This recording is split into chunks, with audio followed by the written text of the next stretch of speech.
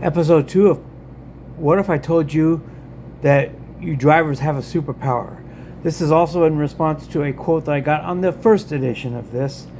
The link to that video will be coming up shortly, and I'm going to put this in the description on this one. So, but again, once again, what if I told you that drivers have a superpower, and that superpower is the little button that says decline. On the DoorDash app, it just says decline. It's in the upper right-hand corner. In the Uber app, the X button on the upper right-hand corner has the same effect. And if you get on Trip Radar, same. X on the upper right-hand corner. Superpower. You have it. Use it. Use it. Now, if you get money-losing offers, which are very, very common out here these days, you want to use the superpower and punch back at Dara Khosrowshahi and Tony Zhu as much as you can. Because this is not a charity that we're operating here. You're in this to make money. Whether that's part-time money for extra things or whether you're somehow in a full-time income.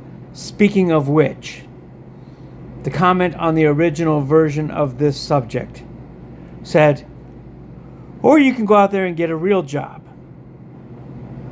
Now, I'm going to verify that I also agree that you should not be doing this as a full-time income. It's too inconsistent, there's no guarantee to it, and it's too unstable. Because if you get a week with nothing but $3 offers that going 10 miles and you're losing money, you absolutely do not want to be in that position where you're depending on this for a full-time income. With that said, though, there's 2 declines right there. I'm using my superpower right now. 2 declines for trips that were only about 80 cents per mile. As I've calculated previously, I need $1.44 to break even. Oh, there's another one. Oh, 14 miles, $8. Again, that's about 60 cents per mile. Absolutely not. Superpower activated live right in front of you here as I'm filming. Superpower, superpower, superpower. That's me punching Dara Khosrowshahi. I'm punching him every time. Not literally, but figuratively. By rejecting these offers, I'm telling them, I don't work as a charity. You shouldn't either. Now, going back to the full-time job thing, or get a real job comment from the previous one, I would agree with that again, but not for the reasons why this person did. This person made this comment as an insult. He made this comment to denigrate people who do this. Made this comment to degrade people and make them feel, and to basically verbally attack them. That's the wrong tack. The right tack is that you need to get your full-time income from either a traditional W-2 job or something else. Because third-party delivery apps right now are just too unstable, too unpredictable, and not reliable for a full-time income. Good luck trying to qualify for a car loan on this income, if so. The last time I bought a car, they didn't even want to consider my income on the delivery apps because, again, I think that number is actually 0 for most people. Most people lose money. In my opinion, the best educated guesses out there say it's about 40%.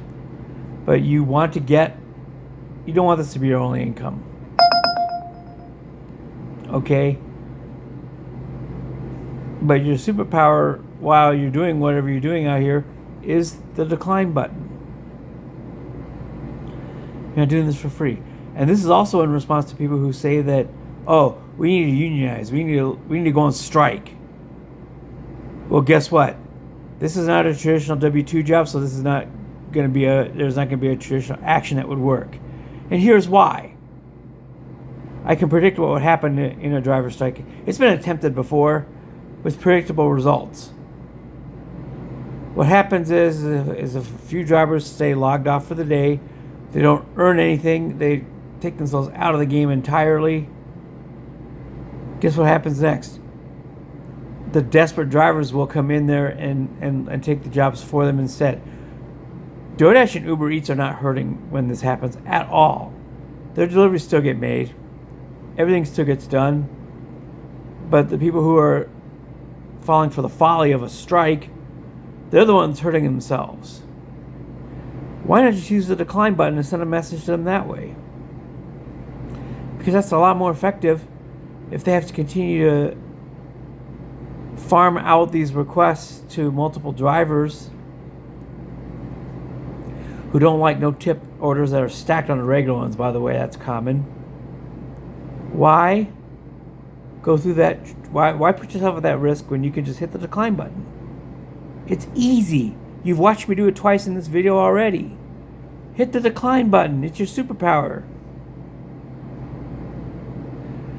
But no, we got drivers out there complaining, wanting to go on strike, and that doesn't work because there's always going to be somebody who's going to be willing to do it, which is a side product of this being a job which it's got one of the lowest barriers of entry of any job in America. All you need is a driver's license and a car. You don't need any special skills. You don't need any licensing. You don't need anything of that sort. You just need a car and a driver's license, and you're set. You can do this. Because it's so easy for the apps to acquire work, they're not going to be impacted by it when a handful of drivers throw a hissy fit and stay logged off for the day.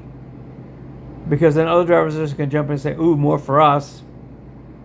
I'm going to log in today while they're all crying and whining over there and throwing a childish temper tantrum. Oh, 83 cents a mile, no go. Oh, $1 per mile, but that's not enough because I need $1.44.